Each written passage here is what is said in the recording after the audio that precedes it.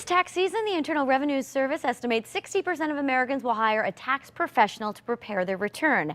But if you aren't careful choosing your preparer, the cost of carelessness can be awfully high. Joining me now is Howard Schwartz, the Executive Communications Director for the Better Business Bureau of Connecticut. Welcome to the show, Howard. Nice to have you here. Same here, Teresa. All right, so we're talking tax time. The deadline's quickly coming.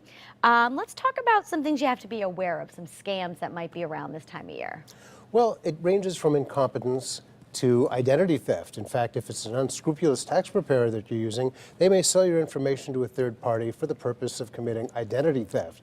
But we're also talking about mistakes that can end up in fines, audits, and even jail time, because ultimately you are responsible for what's sent into the Internal Revenue Service. So even if you didn't file it, you kind of signed off on it and you could still be held responsible.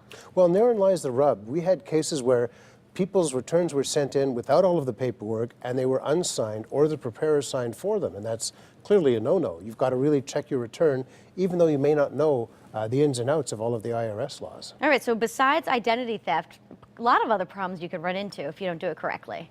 Oh, certainly. There's some scams going on, and the IRS has been dealing with more and more of them, not the least of which is having to do with emails, phishing emails. You get what looks like it comes from an email that comes from the IRS. In my case, I got one with a dual logo, IRS in one, Homeland Security in the other, and it said, "Dear taxpayer." There were grammar errors and spelling errors, and it said that I hadn't yet filed my return for the previous year, and I still had 2 or 3 months to go for the deadline. Well, if you click on the link, it'll take you to a lookalike site.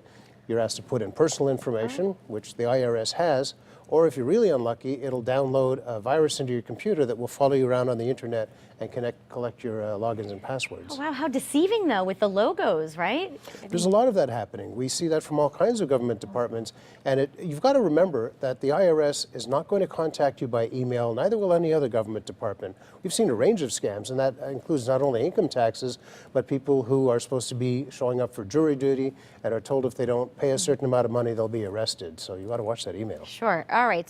So you decide you want to hire someone to do your taxes. How do you decide the best person for you, the best preparer?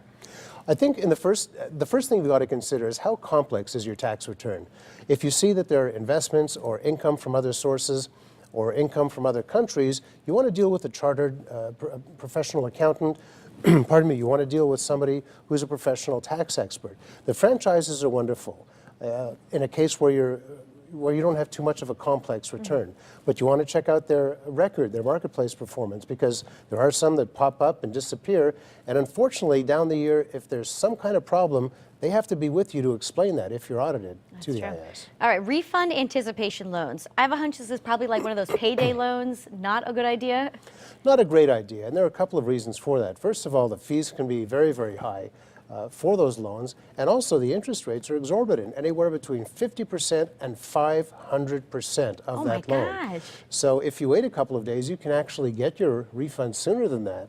And when we're talking also about refunds, one of the other dangers is IRS is right now dealing with problems of people stealing others' identity from papers, worksheets they might leave around the house or in their cars, and they're actually filing tax returns on other people's behalfs, claiming their refunds, and then the victims only find out when they send in their refund and the send in their return, and the IRS says, already done, and why haven't you declared this income that wasn't on your original return? Got it. All right, so let's break it down a little further, Howard. We're going to talk about the tips for selecting the tax preparer. Number one, ask about all fees. Are there hidden fees? Well, there can be, and that's why you want to know. Get an estimate for what it's going to cost you, and you want to find out if there are going to be any additional fees. For example, if it's more complicated than you thought, or if they're going to have to represent you down the road. Okay. Number two, look for the preparer's tax identification number. This, I would assume, would make them a legitimate preparer. Yes, every paid tax preparer must put down that PTIN number as well as their signature. They have to sign your tax return as well. All right. Ask for Efile and direct deposit.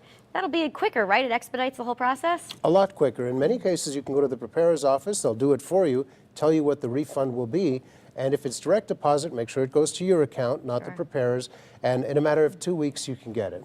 And make sure the preparer is available. That's obvious. And lastly, never sign a blank return.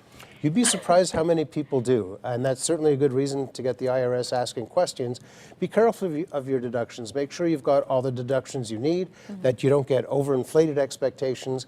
Don't deal with somebody who says they can get you a bigger refund than someone else.